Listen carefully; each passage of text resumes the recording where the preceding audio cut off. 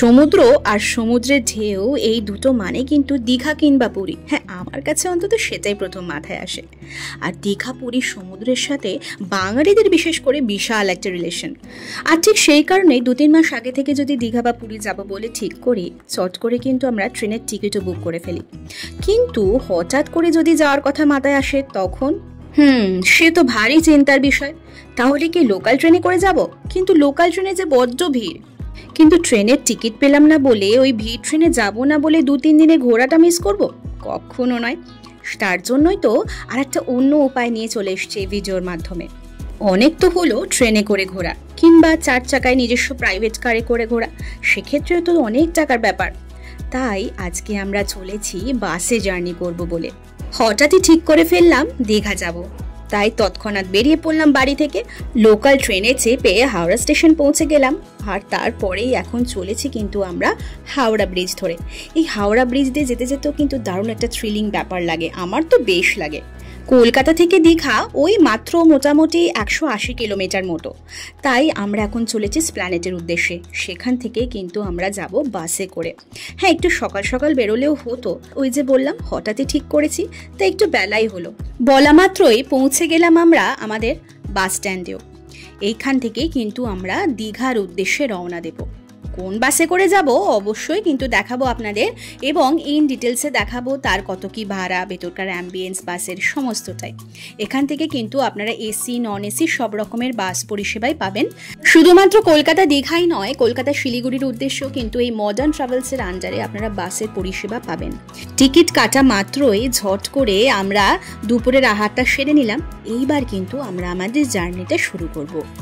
আগে টিকিটটা একটু আপনাদেরকে দেখিয়ে দিই। এই হচ্ছে আমাদের সন্তোষ বাসের টিকিট। আমরা 5 জন গিয়েছিলাম, পার হেড 300 করে পড়েছিল, সেই কারণে 1500 টাকার টিকিট। এখানে কন্ট্যাক্ট নাম্বারও দেওয়া রয়েছে।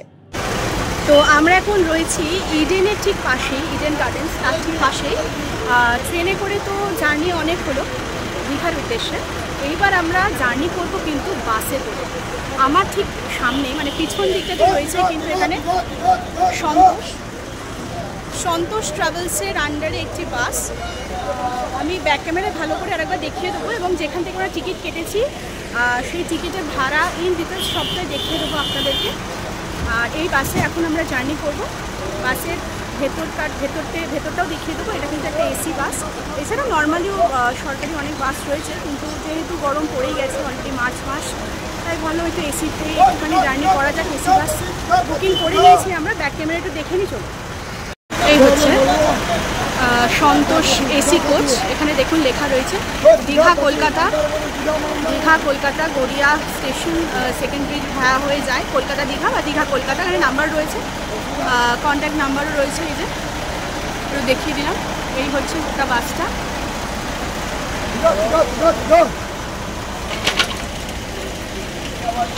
একটু ভেতরটা গিয়ে আপনাদের দেখিয়ে দিয়েছিলাম। এই হচ্ছে গোটা বাসটা।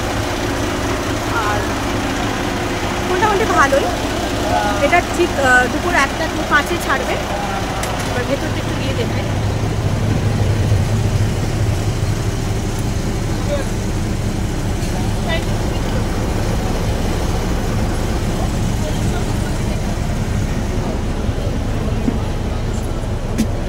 এই হচ্ছে গোটা বাসের ভেতরটা।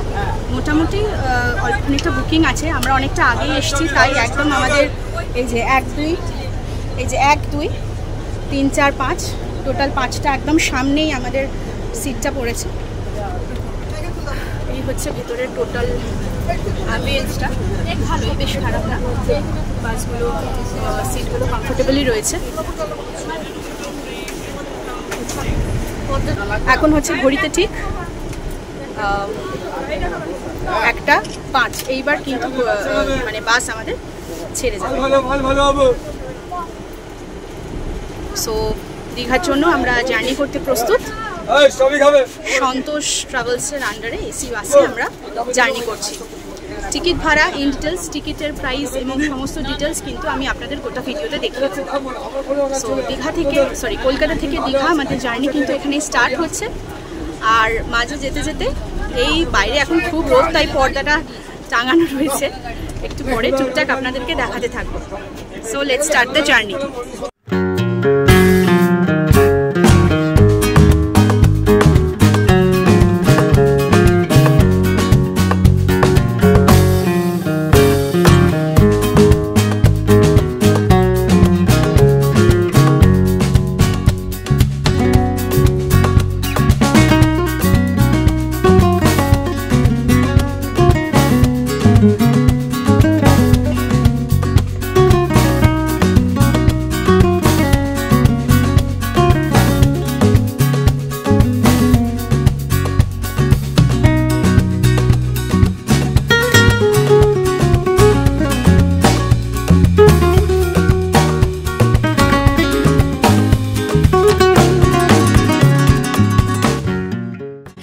ছোটতে জানেন দীঘাতে গেছিলাম এই বাসে করে।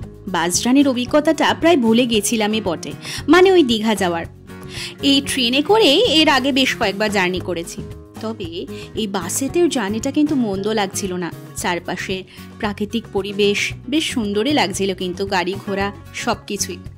আর ট্রেনের জার্নির অভিজ্ঞতাটাও একরকম, কিন্তু এই বাস জার্নির অভিজ্ঞতাটাও কিন্তু আমাদের এবার বেশ ভালো ছিল।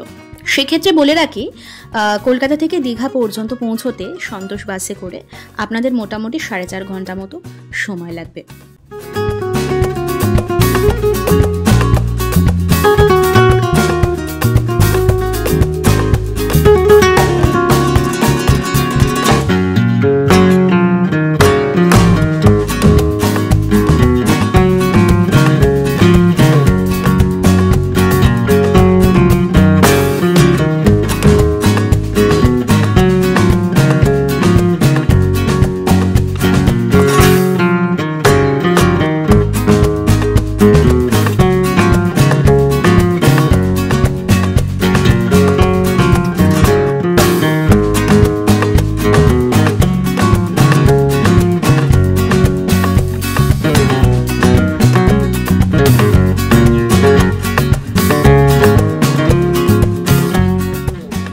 তবে কোনো সময় কলকাতা থেকে দীঘার উদ্দেশ্যে আপনারা যদি জার্নি করেন বাসের উদ্দেশ্যে, সেক্ষেত্রে কিন্তু আপনারা চেষ্টা করবেন একটু সকাল সকালে বেরোনো। আর তাছাড়াও এমনি সিটিং অ্যারেঞ্জমেন্টস বেশ ভালো ছিল, মানে সিটগুলো কিন্তু বেশ কমফোর্টেবল, জার্নিটাও কিন্তু ওভারঅল আমাদের বেশ কমফোর্টেবল ছিল।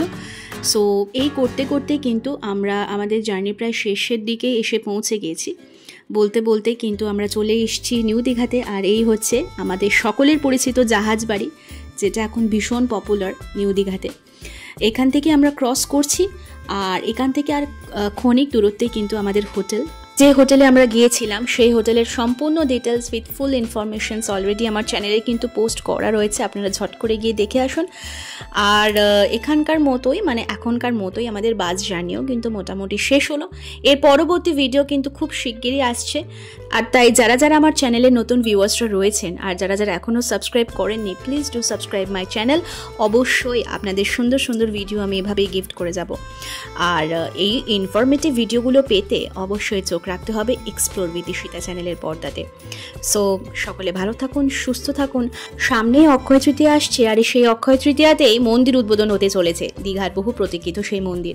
সেই মন্দির উদ্বোধনে যাওয়ার জন্য নতুন কোনো হোটেলের সন্ধান নিয়ে খুব শিগগিরই ফিরবো। আজকে বরং আসি, কেমন? টাটা।